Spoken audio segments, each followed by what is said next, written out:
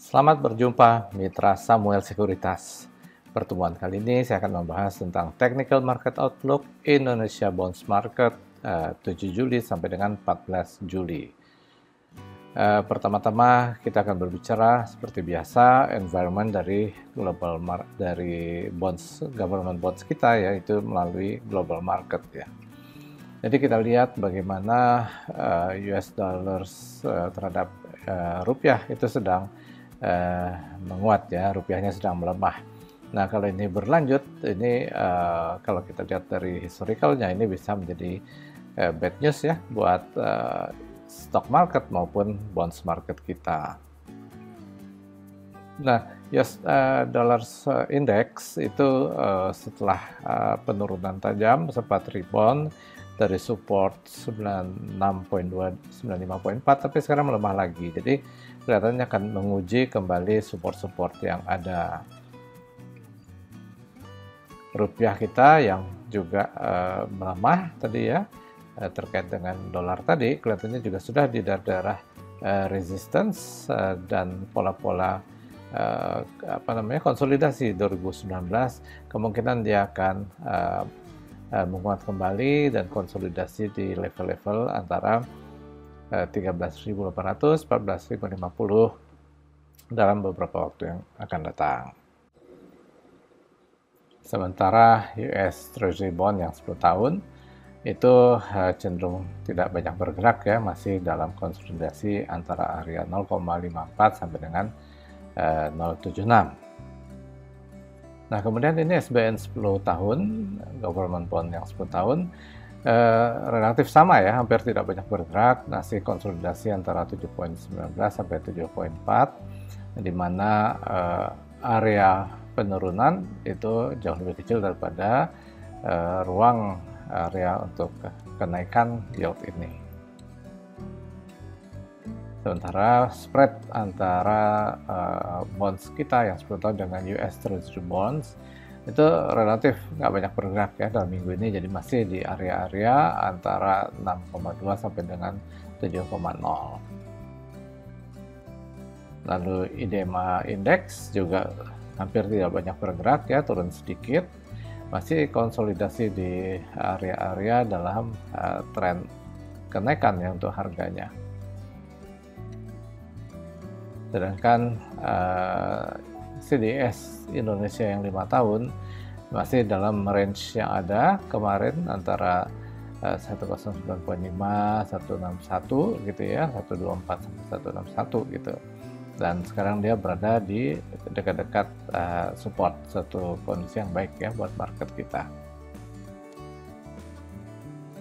Kemudian terakhir untuk global market itu gold ya. Nah, ini gold kelihatan tren naik ya, melanjutkan kenaikan yang ada sebelumnya dan sedang menguji level-level tertinggi yang terjadi di 2012 ya. Jadi antara 1780 sampai 1802 gitu ya.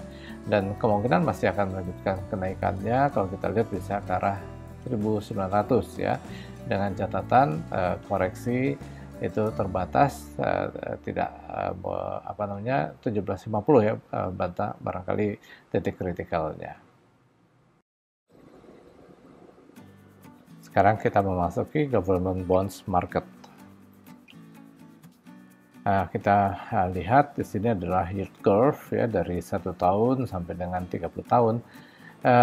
Bisa dikatakan dalam seminggu terakhir ya, sampai dengan bulan yang lalu ya. Itu kalau yang terakhir datanya adalah 3 Juli ya, sedangkan yang merah ini adalah yang 2 minggu yang lalu dan yang titik-titik adalah bulannya lalu. Bisa dikatakan bahwa harga tidak banyak berubah, kecuali yang pendek ya, kelihatan bahwa yieldnya itu turun ya.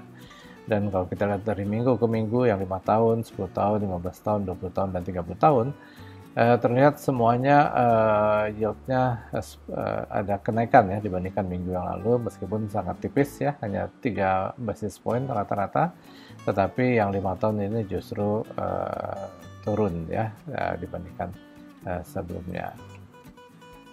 Nah, kalau kita lihat ini spread antara yang 10 tahun dengan 2 tahun, terlihat bahwa spreadnya masih menguat ya, dan ada sedikit perlambatan momentum di sini di minggu yang lalu, minggu ini. Dan ini juga sudah berada di level tertinggi sejak tahun 2010 ya, jadi kemungkinan koreksi itu sangat terbuka gitu ya. Nah, kita masuk yang benchmark 5 tahun FR81 maturity 2025. Kita bisa lihat bahwa hampir tidak ada pergerakan ya di harga FR81 ini, masih di tren naik ya, tapi belum berhasil tembus harga tertinggi sebelumnya. Dan kalau kita lihat ini indikatornya mulai cenderung menguat meskipun berada di level-level atas Bollinger Band. Jadi ada kemungkinan dia momentumnya turun dulu dan harga barangkali melambat sedikit. Kemudian yang benchmark 10 tahun FR82 maturity 2030 ya. Kelihatan sedikit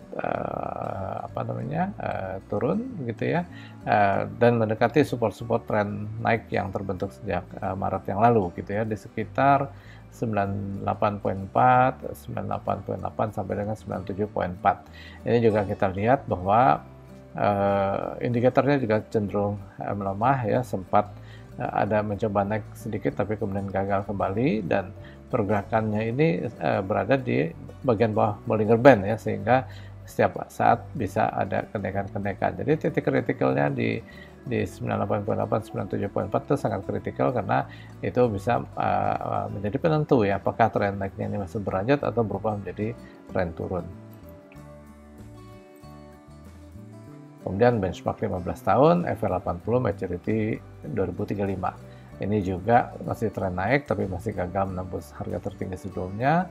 Indikatornya juga sudah mulai melemah momentumnya, dan penurunan bisa mendekati ke 98.4, 97.4 meskipun ini masih dalam tren naik. Jadi titik kritikalnya itu adalah kalau sampai dia turun di bawah 98.4 hingga 97.4.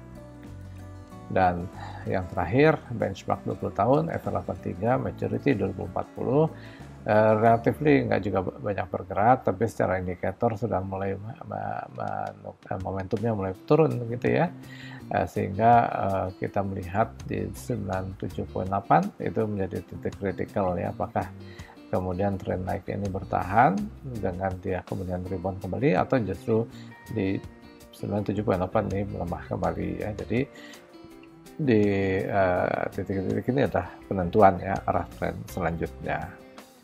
Nah, demikian yang saya sampaikan untuk obligasi minggu ini. Terima kasih.